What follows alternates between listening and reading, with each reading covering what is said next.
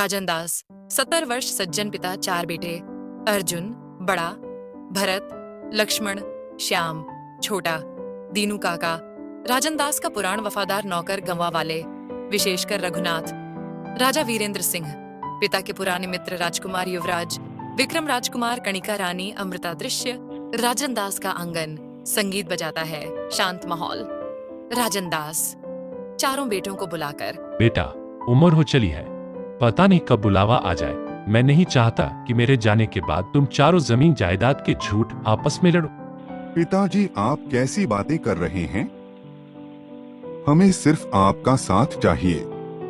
हाँ पिताजी, हम चारों एक साथ रहेंगे, आप चिंता न करें।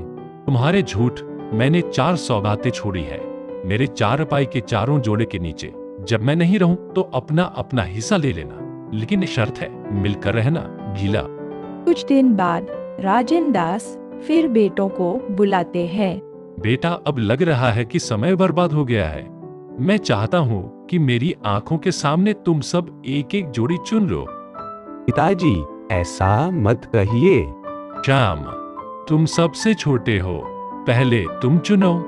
श्याम एक जोड़ी चुनते हैं, फिर क्रमशः भारत, लक्ष्मण और अर्जुन अपने अपने पसंद की जोड़ी चुनते हैं। राजन दास की मृत्यु और मटाके खोलना कुछ समय बाद चारों बेटे मटके निकालते हैं।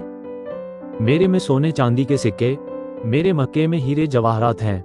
मेरे मटके में तो मिट्टी है और मेरे में ये खाली हदिया। ये क्या बंटवारा हुआ है? 2 को धन दौलत और 2 को ये। अर्जुन भैया, श्याम, आप हमारे साथ का आधा ले लीजिए। शायद पिताजी से गलती हो गई होगी। गांव में चर्चा, गांव के लोग बातें करने लगते हैं, खासकर रघुनाथ। अरे राम राम, ये कैसा अन्य क्या? तुम्हारे पिता ने जरूर भारत और लक्ष्मण ने कुछ चाल चली है। नहीं चाचा, वे हमें बहुत सम्मान देते हैं। हमें भी यही आशा है कि पिताजी ने ऐसा क्यों किया। बेटा, राजन बाबू कभी किसी के साथ नहीं आ सकते। जरूर इसके पीछे कोई गहरी बात होगी। हाँ काका, हमें भी यही लगता है। राजमहल में महाराज वीरेंद्र सिंह के पास चारों भाई महल पहनते हैं। राजकुमार मिलता है, विक्रम राजकुमार। क्या करोगे बूढ़े महाराज से मिलाने जाकर? उन्हें अब कुछ समझ नहीं आता।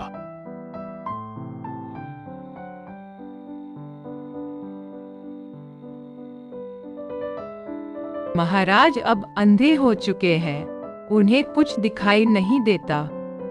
तुम्हारे झूठ महाराज तो 2 साल पहले ही स्वर्ग सिधार चुके हैं। तुम्हारे पिता ने मुझसे वादा लिया था कि मैं तब तक इसका रहस्य नहीं बताऊंगा जब तक तुम चारों ओर एक साथ मेरे पास ना आओ।